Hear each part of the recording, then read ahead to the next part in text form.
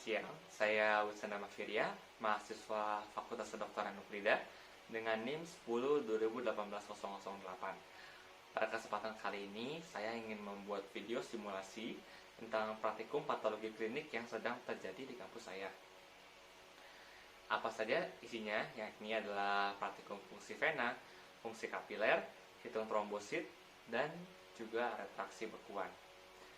Pada nanti video saya akan memakai masker dan juga handscoon sehingga akan mempertahankan keselamatan dari saya dan pasien yang saya pakai dalam simulasi ini. Selamat menonton. Oke, selamat siang Pak. Hari ini kita akan melakukan pengambilan darah Bapak melalui fungsi vena Bapak. Oke, Pak, tangannya taruh di sini Pak, luruskan aja. Boleh di kepala Pak. Lepas saja.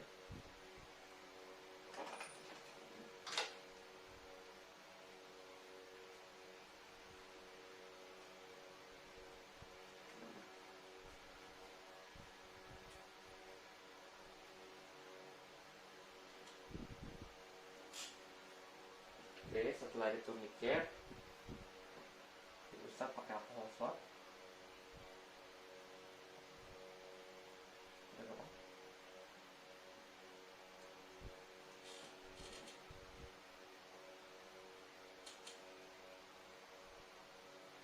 Darah medial keluar. Ini darahnya baru ya Pak? Iya.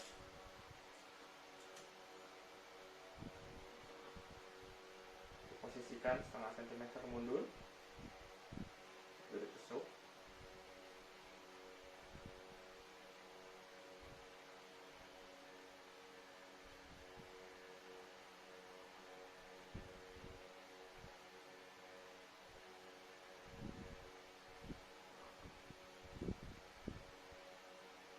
Nah, pegang Pak. Oke.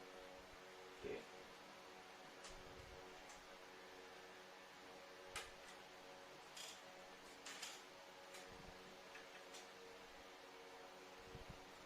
Oke, baik Pak, pemesannya sudah selesai. Oke Pak, selanjutnya saya akan melakukan fungsi kapiler, jadi mengambil darah dari ujung jari Bapak ya Pak. Oke.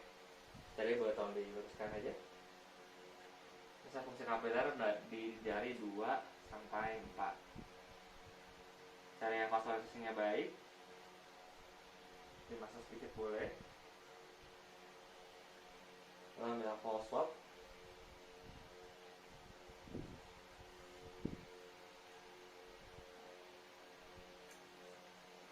Tunggu beberapa saat. Siapkan lancetnya dan tusuk.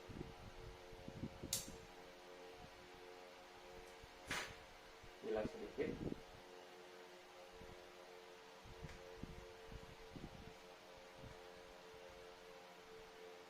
Baik, pemeriksaan fungsi kapiler sudah selesai. Baik, kita akan melanjutkan ke pemeriksaan hitung trombosit. Pemeriksaan hitung trombosit ini kita akan menyiapkan beberapa hal, beberapa alat dan bahan. Yang pertama adalah darah yang sudah dicampurkan dengan LDTA. Lalu kita akan menyediakan amonium oksalat larutan dan juga menyediakan alkohol untuk membilas sempritnya. Kita akan menyediakan juga sempritnya dan sudah digabungkan dengan selang juga tadi bersama dengan pipet toma eritrosit. Terus juga kita akan menyediakan kamar hitung dan juga kaca optik untuk menutupnya.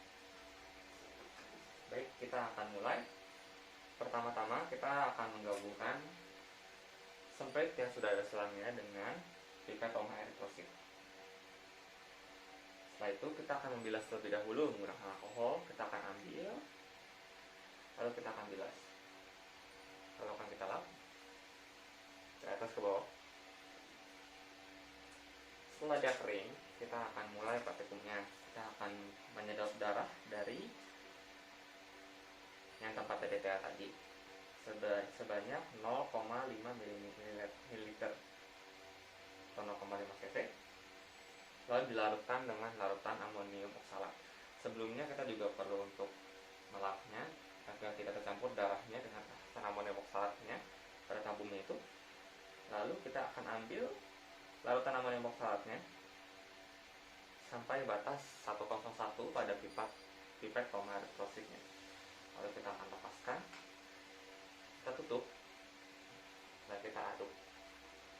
dengan motion bentuk 8.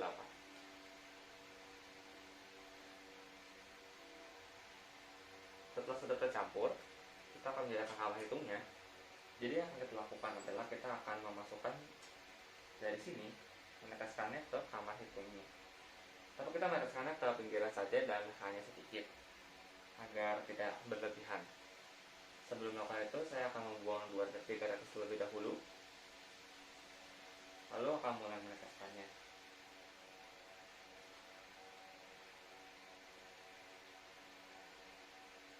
Setelah diteteskan, dibiarkan merembes. Setelah sudah merembes, akan ditutup dengan kaca objek. Sebelum melakukan tekuk ini, mikroskopnya sudah disetting pada pembesaran 10 kali. Dan juga sebelumnya sudah dicari, kamera hitungnya sudah terfokus di pembesaran 10 kali. Jadi sekarang kita tinggal taruh. Dan kita tinggal lihat doang. Jangan lupa untuk menurunkan kondensornya dan juga menutup diafragmanya, karena kita butuh cahaya kecil dan spesimen basah supaya bisa lebih mudah kelihatan. Jadi saat kita lihat pembesaran 10 kali, kamera hitungnya sudah jelas. Jadi kita tinggal menyesuaikan posisinya, dimana kita akan pakai di bagian tengahnya, bagian tengah dari kamera hitung, dan kita akan pakai 5 kotak sedang untuk menghitung trombosit. Setelah sudah ketemu dan sudah disesuaikan, kita akan membesarkan zoomnya sampai ke besaran 40 kali. Setelah sudah 40 kali, kita akan mulai menghitung trombositnya. Cara menghitung trombosit adalah, misalkan ini kotak, kita hitung dari kiri atas, kanan mengular sampai bawah. Dan khususnya yang kita hitung adalah trombosit atau titik-titik hitamnya itu yang menyinggung garis kiri atas. Jadi bagian kanan bawah kita tidak menghitung. Setelah dihitung, kita akan mengkalikannya jumlah selnya dengan faktornya, lalu didapatkan hasil total jumlah sel dari pasien tersebut. Akan saya lanjutkan dengan pemeriksaan refraksi bekuan. Ya, ini alat yang kita siapkan adalah darah pasien sebanyak 5 cc dan juga tabung sentrifuge yang bahan dasar plastik agar darah tidak menempel, dan juga tabung satu lagi untuk menaruh refraksi bekuannya nanti. Dan juga kita juga butuh tabung sentrifuge-nya supaya nanti bisa diputar di sentrifuge. Oke, baik, setelah kita mendapatkan darah sebanyak 5 cc dari pasien, kita akan masukkan ke tabung sentrifuge-nya. Kita masukkan ke tabung sentrifuge tanpa dicampurkan dengan ADTA atau antikoagulan apapun. Kita masukkan. Dan juga kita akan membutuhkan satu alat lagi yang namanya tusuk gigi atau full lidi. Jadi kita akan masukkan ini. Kita tancapkan di darahnya tersebut. Kita biarkan saja seperti ini dalam waktu 2-3 jam untuk melihat apakah nanti bekuan hasilnya itu seperti apa. Setelah 2-3 jam, kita ambil lagi. Lalu darah yang sudah membeku ini nanti akan kita tarik lidinya, dan nanti bekuannya ini akan tertarik. Lalu nanti kita akan lihat pada lidi tersebut bekuannya itu apakah strukturnya kenyal atau mungkin rapuh. Lalu setelah kita lihat dan sudah kita akses, kita akan taruh ke tabung sentrifuge lain bekuannya. Lalu sisanya tadi kita akan masuk, kan tadi masih ada sisanya kan. Nanti kita akan masukkan ke tabung sentrifuge ke alatnya. Setelah di sentrifuge, nanti akan terbagi menjadi 2. Di bagian bawah itu ada bekuannya, dan di bagian atas itu ada serumnya. Nanti kita akan hitung serumnya itu berapa cc. Setelah kita tahu misalkan serumnya adalah 2 cc, nanti kita akan bagikan dengan jumlah darah di awal, yaitu 5 cc. Jadi 2/5. Lalu kita kalikan 100%, nanti didapatkan hasilnya 40%. Maka disebutkan bahwa serum dari pasien ini adalah 40% dari total darahnya.